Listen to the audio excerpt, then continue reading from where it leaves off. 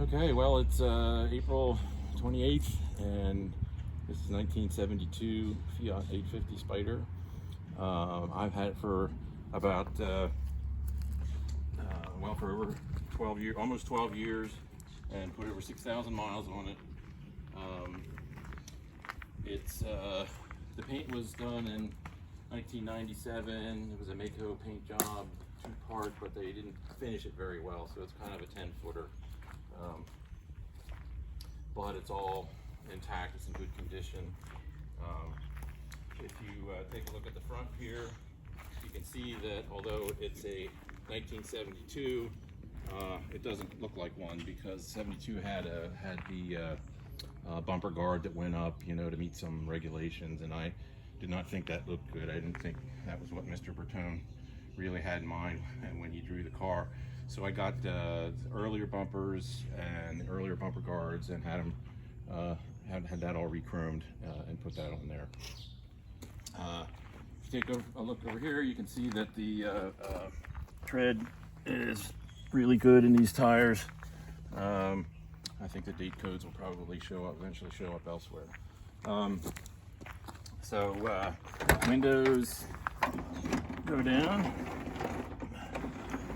This door has had the hinges replaced, which was an expensive job.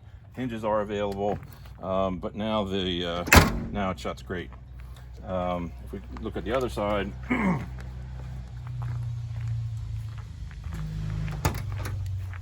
windows down.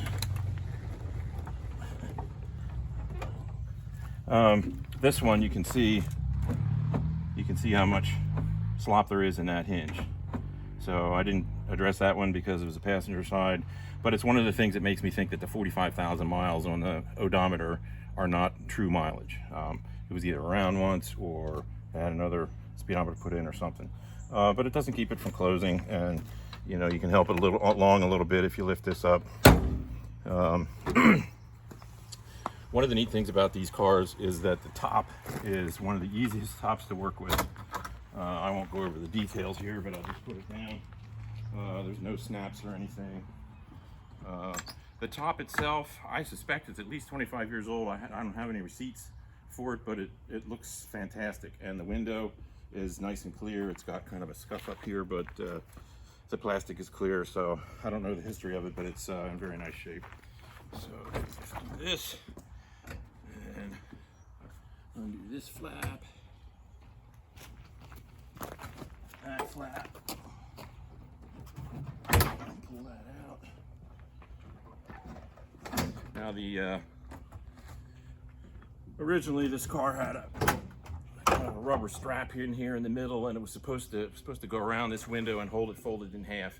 I didn't like that. I didn't like the stress it put on the window, so I folded it a different way, with the window flat and straight.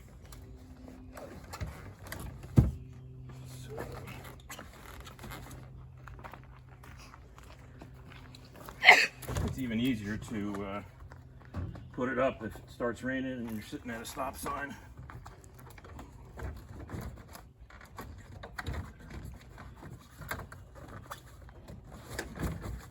So there you can see the window is completely intact and unfolded, untweaked. This goes back down. And you're done. The visors, I simply could not get them to stay up with any reliability, so I made these little clips.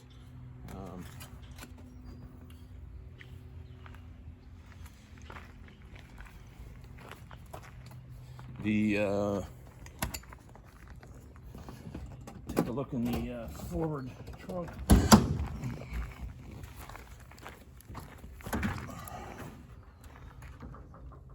I'm not gonna pull out the spare tire or anything at this moment, but you can see that you know, there's just not a lot of rot. You know how these cars rust like crazy. They used to say that they rusted on the ship coming over here.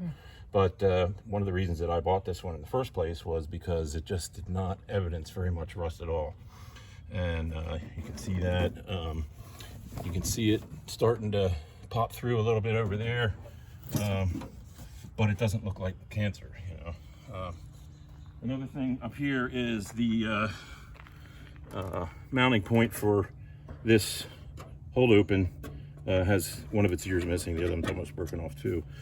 I never did anything about that because the thing stands up by itself, and then darned if I didn't discover when talking to someone else that someone had actually made a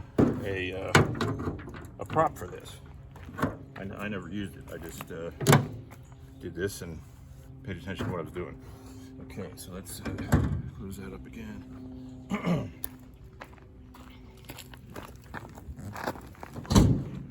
Take a look at the engine compartment. I did a couple of things.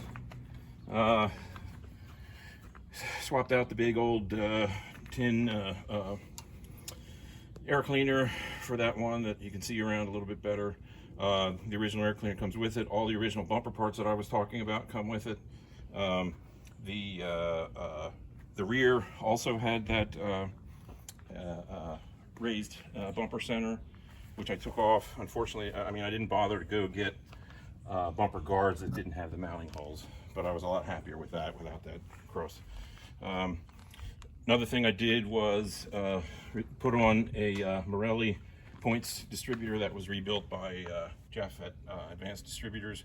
The car just runs like crazy with that on it, and with the Morelli, the design of the Morelli, if you're familiar with the Ducellier, this is easier to service. But the car runs great. It sat in the shop for a couple of years when I no, not a couple of years, quite a long time when I got it, because carburation was not good. Just did not run well at all, and had a really good Fiat guy and about 3 carburetors, and it took him a long time, but eventually he got it running right, and it runs extremely well. I haven't touched it since. The exhaust system here is a Stebro. That was one of the best changes I ever made to this thing, because it just sounds a lot more serious than it did. You know, it's not loud and ugly, but it ended up being much more fun to drive. If you look down inside here, you can see the engine pans, which you don't always find. They kind of drift away from these cars typically, but these are both here. They're both in good shape. And one thing I never tested was the windshield washer. Don't know about that. Oh, if you take a look at that piece of cardboard over there, I put that in when I put the car away, which was 19 days ago. And that's about all the oil that came out. It's just not leaking.